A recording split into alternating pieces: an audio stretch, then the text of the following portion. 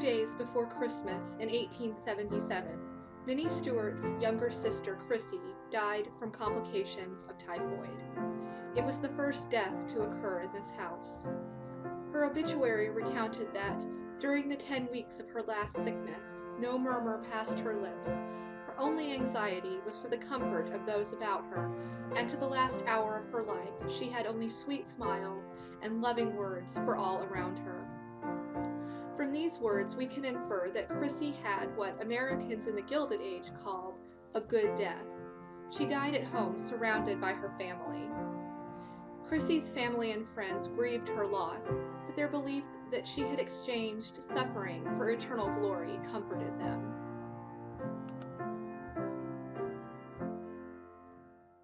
People living in the Gilded Age had a different, more public relationship with death and mourning than we do today.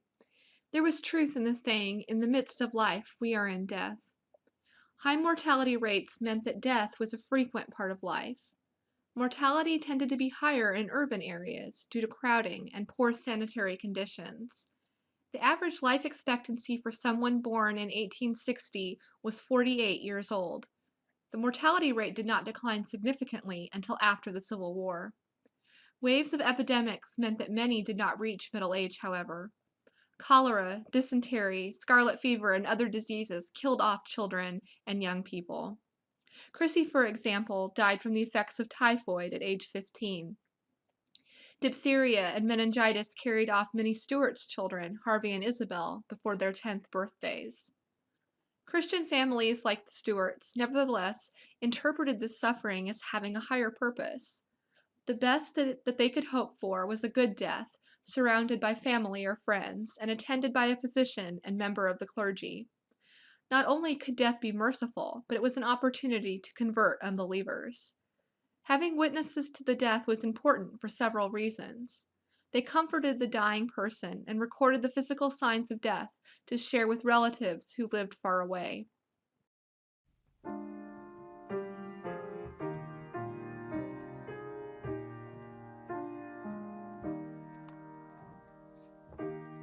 When William Stewart's son, James, died after a diving accident, the newspaper printed a detailed description of his final hours. The sufferer bore his pain manfully and was conscious until a little more than an hour before the end came. Dr. G.F. Shears, the specialist from Chicago, arrived Saturday afternoon and was taken to the house, and after making a diagnosis, decided to trephine the skull. However, James' spinal cord had been severed in the accident, and the operation was unsuccessful. He was paralyzed and unable to breathe on his own. The paper reported, "A post-mortem examination yesterday revealed the fact that the blow had caused a fracture of the 4th and 5th cervical vertebrae near the lamina, and the detached portion pressing in upon the spinal cord produced paralysis, which caused his death." Knowing that life could not last, he bade the family goodbye about 11 o'clock. Since death was frequent, there was little time to save family and friends, and no one wanted to face eternal separation from their loved ones. Consider this excerpt from the obituary of Mary Mariner Stewart, William Stewart's first wife and Minnie Stewart's sister-in-law. She died in September 1886 at the age of 36 from tuberculosis.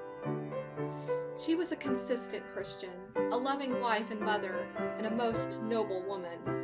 The funeral services were conducted by her pastor, the Reverend A.H. Dean, yesterday afternoon at 3 o'clock at the residence, there being a large attendance. The basis of Mr. Dean's remarks were immortality and resurrection. Reference was made to the saved condition of the soul of believers.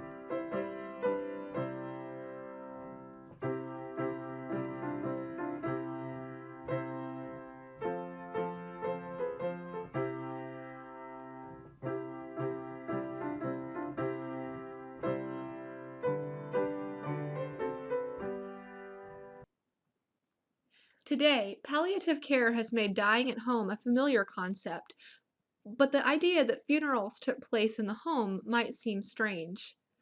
In the 1800s, however, the home was the focal point and setting for all major life events.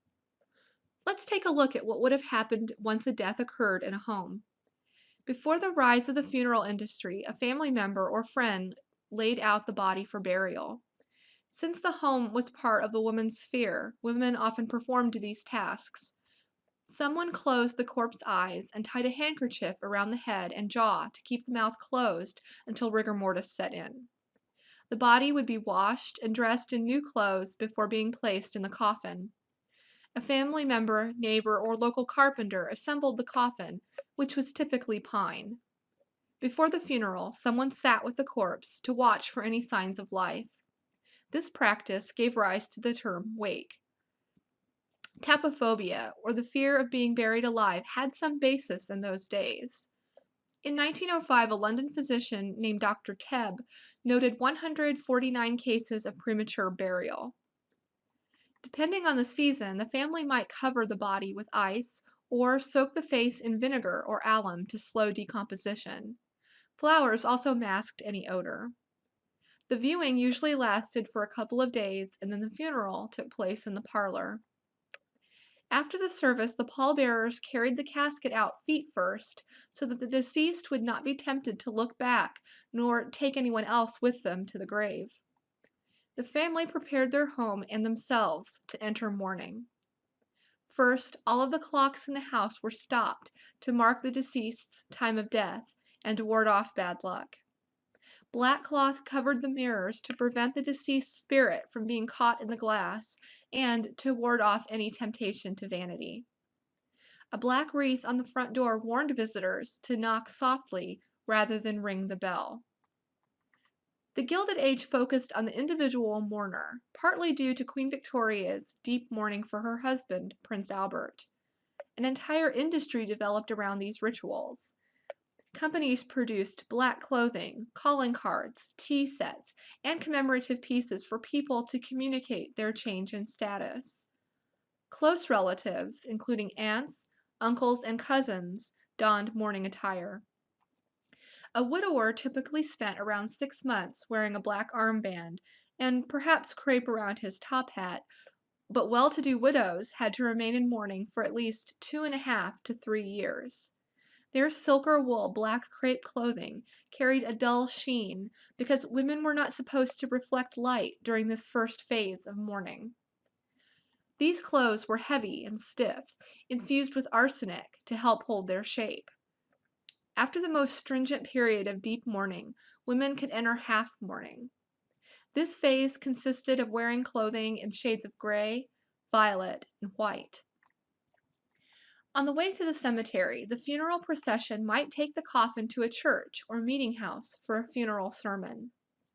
The sermon situated the death within the larger realm of society and meditated on themes of Christian morality and the afterlife.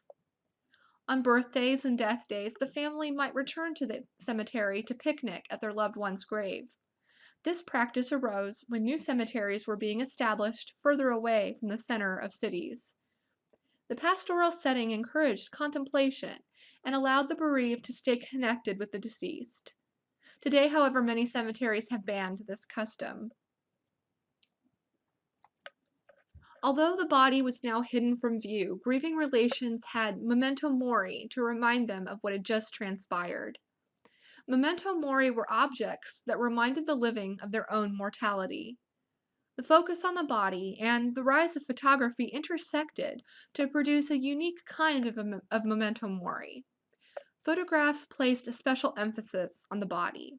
Adding a wreath or black borders to a photograph of a living person could transform it into a memorial. Photography made hair work even more popular in this period. Hair jewelry was a popular memento because it was a tangible reminder and it didn't decay. Looping hair into plumes and feathers by curling it around hot irons embellished the photographs. Memorial cards might be distributed at the funeral. In the 19th century, it was also customary to photograph the deceased. These images indicated the severed relationship between the living and the dead.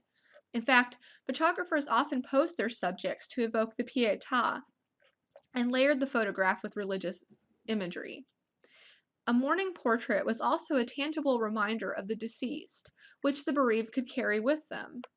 For many families, a post-mortem photograph might be the only image they had of their child. As undertaking became a profession, mourning rituals changed.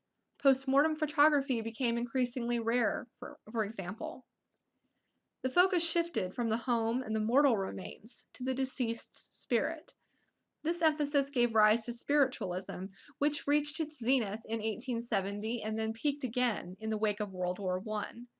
The large number of dead also made many of these mourning rituals impractical.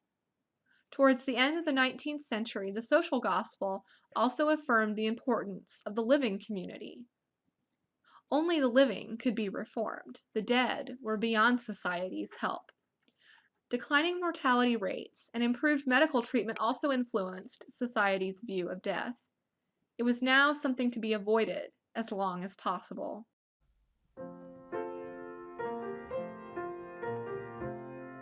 Minnie Stewart's funeral was one of the last to take place at 1015 East Euclid Avenue.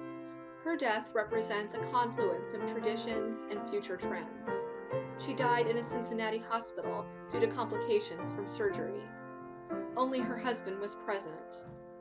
Her funeral took place at home in Monmouth and illustrated many of the practices we have explored.